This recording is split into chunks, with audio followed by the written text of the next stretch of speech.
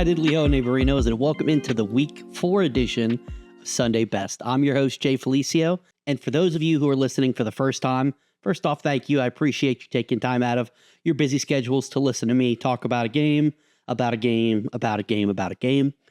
Just to give you an idea what to expect, this show's meant to be a quick reaction to the happenings of Sunday's games. I'm not going to hit every game. I'm not going to hit every player. I picked out some of the biggest games and the biggest storylines to go over. 3 games to go into a little more detail. After that, jump around for some quick hitters, and then I'll wrap up with the any of the injuries that we had for the week. And unfortunately, feel like a broken record, but we had some major injuries once again this week for week 4 that are going to have some huge fantasy implications for the rest of the season. So you'll get all this in 20 minutes or less, or your money back. First game I want to hit is the Minnesota Vikings and Pittsburgh Steelers, the first of 5 straight 9:30 a.m. Eastern games. This one was played in Dublin. Let's talk about the absolute fever dream of a game that Carson Wentz's Week 4 performance was. After cruising last week, he went full-on volume, tossing the rock 46 times, 350 yards, 2 touchdowns, and 2 interceptions. It was a classic Carson Wentz, beautiful, chaotic mess of a game. You saw the highlights. He dropped a dime for a beautiful back shoulder throw to Jordan Addison, and he was intelligently peppering Justin Jefferson with targets all day, but then the lowlights hit like an RKO out of nowhere. We're talking peak Carson Wentz here, people. Scrambled for a first down on 3rd and 7, made a nice play.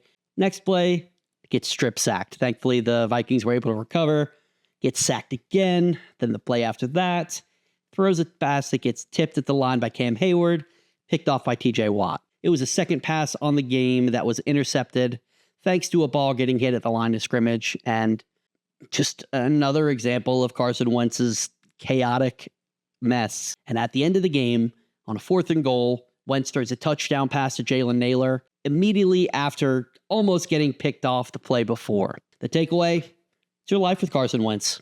He's not a set-it-forget-it guy. He's the ultimate chaos coin flip. And he's a viable QB2 in Superflex leagues and a solid bye-week replacement in 1 QB. Just get ready for the ride. As we head over to the backfield, Jordan Mason had a slightly disappointing day on the ground. 16 carries for 54 yards, 3.4 yards per carry, but he looked fine, and he had his explosiveness that we've seen, the wiggle that we've seen over the past few weeks, just really didn't have much to work with. The good news, he chipped in 3 catches for 15 yards. The real surprise was Xavier Scott. He managed just 1 rushing yard on 2 attempts, but he saw a massive role in the passing game. 8 targets, 6 catches, and a touchdown on a beautiful toe tap the back of the end zone. You could tell that he was a wide receiver in college with that nice, just elegant chef's kiss of a toe tap. He's not somebody you're going to throw in your lineups, and he's honestly not even necessarily worth a pickup at this time. The takeaway, Mason is still a volume-based RB2 with weekly RB1 upside. You're starting him if you have him. Justin Jefferson had his best game of the season. He showed solid chemistry with Carson Wentz. 10 catches on 11 targets for 126 receiving yards. Wentz targeted him early and often, including 5 catches on the first drive. Should have had a touchdown, but the lovely Dublin turf monster tripped him up near the 9-yard line. But the catalyst for this passing game was the return of Jordan Addison, and his impact was felt immediately. Jefferson had more room to work, and Addison made some noise right away. He grabbed a tough back shoulder throw for early on from Carson Wentz, and in the 4th quarter, he absolutely blew by the Steelers secondary for a huge 81-yard completion that set up the Jalen Naylor touchdown. Bad news, with Addison back drawing targets, Hawkinson really is just a borderline starter at tight end. Jefferson remains an auto-start wide receiver 1, and Addison is right on that fringe back-end wide receiver 2, high-end wide receiver 3, with some upside for some big games. If you roster TJ Hawkinson, you've just got to reset your expectations, and he's no longer a set-it-forget-it tight end. As we head over to the Steelers side, it was an efficient game out of Aaron Rodgers. His final line looked pretty clean. 18 completions on 22 attempts, 200 yards and a touchdown. He got the ball out pretty quickly, and he showed why he's a future Hall of Famer, able to continue to play into his 40s, but it wasn't easy. Rodgers was pressured early and often, and his mobility looked good. We saw a moment that really summed up the risk with him. He scrambled up the middle on a broken play, fumbled the ball away. Pittsburgh recovered, thankfully, but definitely made your heart skip if you started Aaron Rodgers this week. But the first drive in the 2nd quarter, Rodgers hit DK Metcalf with a 20-yard dart that DK Metcalf turned into a massive 80-yard touchdown. The takeaway? Rodgers is efficient and capable of making those massive scoring plays, but he's really still just a desperation QB2 in Superflex leagues, somebody I'm avoiding in 1QB. The Steelers' backfield gave fantasy managers whiplash early Sunday morning. Jaylen Warren was a surprise and active, which hurt even more with the game starting at 9:30 a.m. Kenneth Gainwell was given the volume, and he looked darn good. Gainwell made the most of his opportunity, taking 19 carries for 99 yards and 2 touchdowns, and he added 6 catches for 35 yards, totaling a massive 31.4 fantasy points.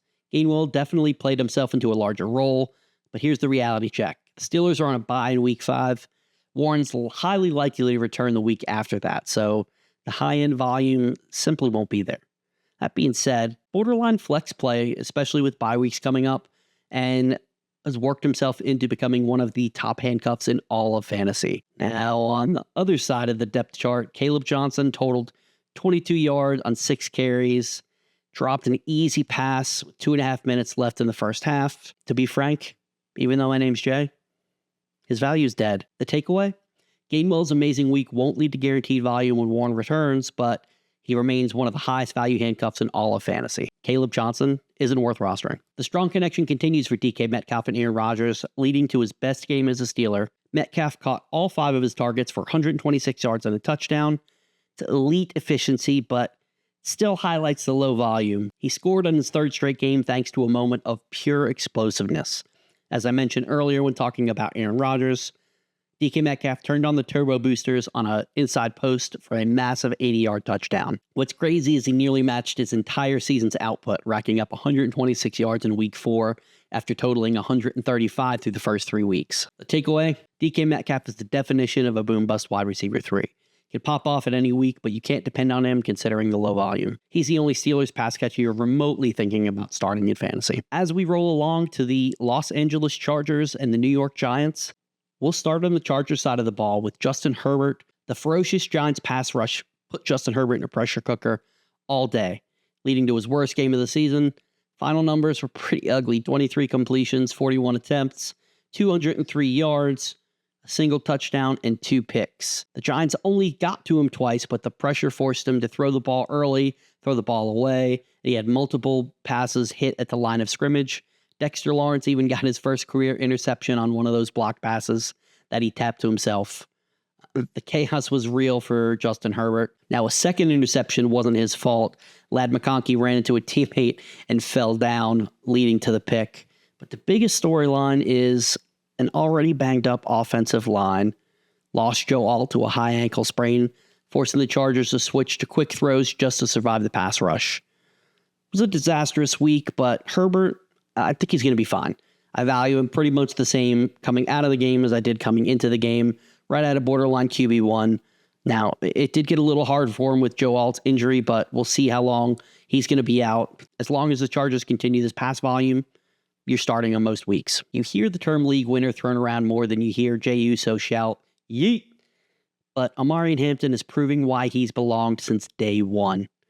He needed just 12 carries for a massive 128 yards, 10.67 yards per carry, and he got a touchdown. Hampton was absolutely absurd.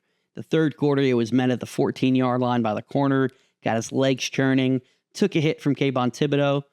Right as he was spinning out, he broke the tackle with a stiff arm, took a few more guys with him, and went down at the 32-yard line. Broke multiple tackles and earned every single yard on that play, and all day. Here's the best part. He was heavily involved in the passing game. Caught all 5 of his targets for 37 yards. The takeaway, that combination of volume and efficiency, explosiveness, I'm ready to declare he's an RB1 rest of the season. It's that simple. I think we've seen enough. I think it's time to finally crown Quentin Johnson as the Chargers wide receiver 1. Led the way with 13 targets, 8 receptions, and 98 yards, capping it off with a beautiful 40-yard touchdown catch with 30 seconds left in the second half. Hit Banks with a sick hesitation and blew right past him. Justin Herbert dropping it right in the breadbasket between the safety and the recovering corner. Johnson's the top dog now. Keenan Allen saw some solid volume with 7 targets and 5 receptions, but managed a meager 37 yards. He's a reliable floor play, but the high-end production's clearly shifting towards QJ. It's time for full-blown panic. Juicy matchup against the Giants. Saw 6 targets, but managed just 1 reception for 11 yards. Dropped multiple passes, and worst of all, he caused Justin Herbert's second interception by running into a teammate. It was a disaster. The takeaway? Quentin Johnston's a solid wide receiver 2 with upside. Keenan Allen's settling in as a wide receiver 3, and based on what we've seen this season, McConkey is really, I hate to say it, but he's really more of a borderline wide receiver 3. It was supposed to be a new era for the New York Football Giants today, and Jackson Dart did his part. He was everything that he was supposed to be. Played with boys, especially on a crucial 3rd and 6, where the Giants were on their own 4-yard line. Dart stood patient in the end zone, scrambled to the right, there's nothing there, waved the receiver to come back, and hit Darius Slayton with a dart for a first down. No pun intended. Actually, yes, a lot of pun intended. But those are the types of plays that the Giants haven't had from the quarterback position since the days of Eli Manning. Future Hall of Famer Eli Manning. He wasn't afraid to run the ball, but he didn't force it. Now, the numbers weren't massive. He only threw for 111 yards, but he was a menace on the ground, rushing for 54 yards, and he totaled 2 touchdowns, 1 rushing and 1 passing. He wasn't without fault. He had, his botched snap, and a couple of deep throws were off target, but low passing numbers can be attributed to the terrible, no good, very bad news for Malik Neighbors. Get to that in just a little bit, but I think you probably already know what's happened. The takeaway?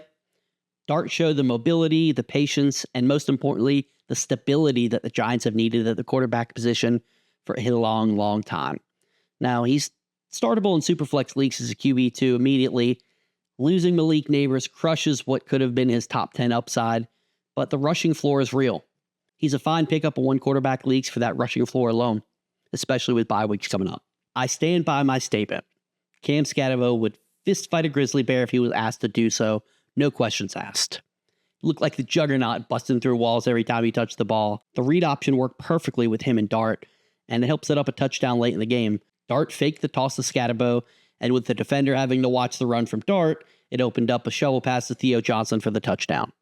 He had 5 targets and 5 receptions for 37 yards, and is now in line for probably some more receptions with the Neighbors injury.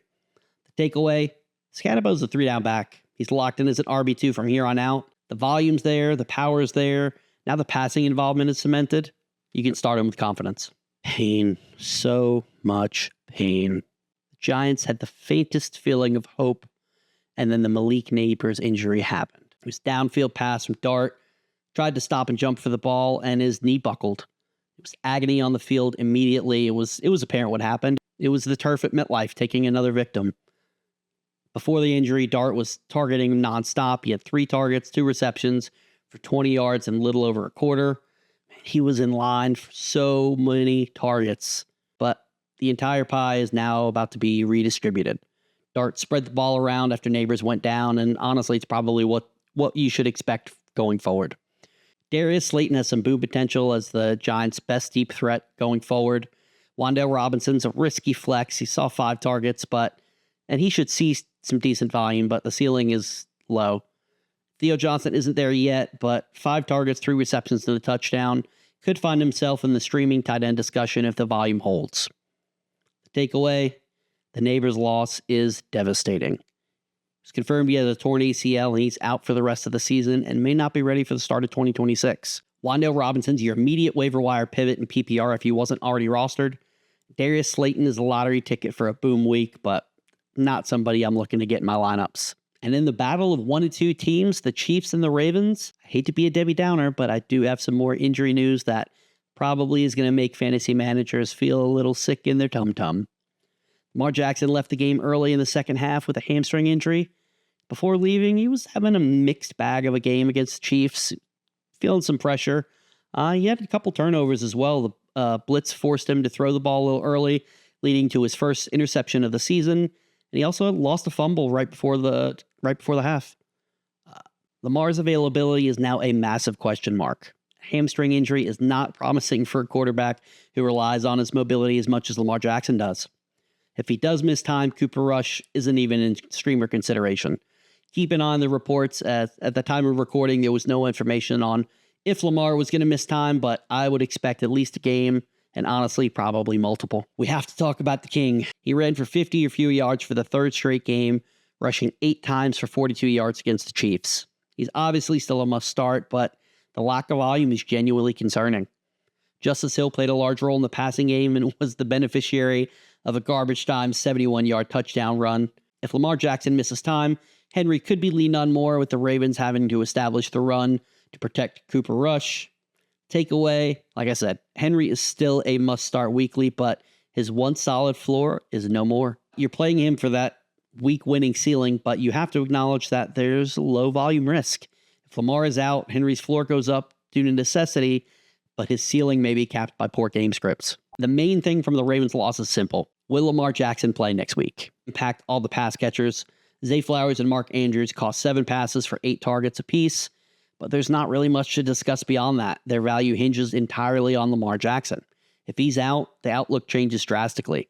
Rashad Bateman came back down to earth, but the good news is we saw Cooper Rush immediately pepper Zay Flowers with targets. Flowers drops to a low-end wide receiver if Rush starts, but the volume seems guaranteed. Mark Andrews is an even riskier start with Cooper Rush under center, but he's probably still worth the risk given the tight end landscape.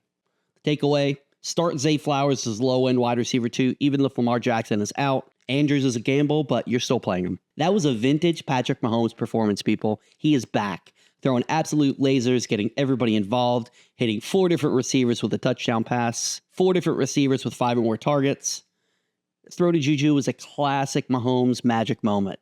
He threaded the needle between 2 Ravens defenders for the touchdown. He is pissed off about that slow start, pissed off about losing the Super Bowl last season, and this is his way of letting the league know he's back. He's still the superstar that he has been in years past, and he's a must-start in all formats. Here's the kicker. He gets Rashee Rice back in a few weeks. As for the running back situation, we have a 3-headed monster in the Chiefs' backfield, and that is a no-go zone for fantasy. Isaiah Pacheco did score a touchdown, but Kareem Hunt nearly doubled his rush attempts, and Brashard Smith got involved. The rookie Smith was actually used in the air more than anybody else, at 4 targets compared to Pacheco's 3, and just 1 for Kareem Hunt. The takeaway, you can't start any of them at this point. Don't drop Pacheco, but you can't start him. Brashard Smith is worth the upside stash, but that's pretty much it. And Kareem Hunt is nothing more than a desperation flex play. As I said earlier, Mahomes got everybody involved, and he was very happy to have Xavier Worthy back. And he looked completely healthy. 6 different receivers caught a pass, and 4 of them seeing 5 or more targets. Worthy led the way with 8 targets and 5 receptions, 83 yards. Marquise Brown added 5 targets with 3 catches and 1 touchdown. Juju Smith-Schuster also caught a touchdown. Travis Kelce, he had 5 targets for 5 receptions, 48 yards. The takeaway, Worthy's locked in as a wide receiver 2 until the return of Rashee Rice. Marquise Brown is a solid flex, and Kelce's just a borderline tight end 1 in PPR leagues. He's reliable, but the elite scoring ceiling is gone. And no, you're not starting Juju Smith-Schuster. As for the quick hits, Quinshon Judkins had his first 20-point fantasy week and has cemented his role as the Browns' workhorse. He rushed 21 times for 82 yards and a touchdown for the 2nd straight week. He's also chipping in through the air with 4 catches and 33 yards. The guy is getting volume. He's absolutely locked in as a volume-based RB2 with weekly RB1 upside. You start him every single week. You remember when Ashton Jeanty was a bust? I remember. Not anymore. He rushed 21 times for 138 yards and count them, 1, 2, 3 total touchdowns. He's the first Raiders rookie to do that since some guy named Bo Jackson. Not sure if you heard of him. He's pretty good. Should look him up. The return of his upright stance brought back the return of his upside. Jeanty is a locked-in every week RB1 from here on out. Daniel Jones had his worst game of the year. 262 yards, 1 touchdown and 2 interceptions, but I'm not panicking yet. He should have had an 80-yard touchdown, but A.D. Mitchell, who made an incredible catch, spun away from the defender, should have had a touchdown, celebrated just a little too early, and fumbled right before crossing the end zone. It was a game-changing mental mistake. Considered his history, there's definitely some understandable concern for Daniel Jones, but as of right now, you're still starting him every week. He's a lock in Superflex and playing most weeks in 1 QB as well. Those injuries. Malik Neighbors does have a torn ACL. He's out for the season and likely for the start of 2016. Puka Nacua did leave the game shortly with a thumb injury, but wound up returning. Jackson had a hamstring issue left and didn't return. At the time of recording, there was no word yet, but I expect him to at least miss 1 game, if not more. Darnell Mooney and Cedric Tillman both left their respective games early with a hamstring issue as well. At the time of recording, there was no information on how much time they may miss, but being a hamstring issue, I would expect at least one game, but honestly, more likely more than that. Isaiah Bond saw some action for the Browns and would be the biggest beneficiary if Tillman missed extended time, and Kyle Pitts would see some extra targets with Darnell Mooney out. That's going to be it for the Week 4 edition of Sunday Best. As always, I appreciate you taking the time to listen. I will be back next week, same bat time, same bat channel. And as always, people, remember to choose love, not hate.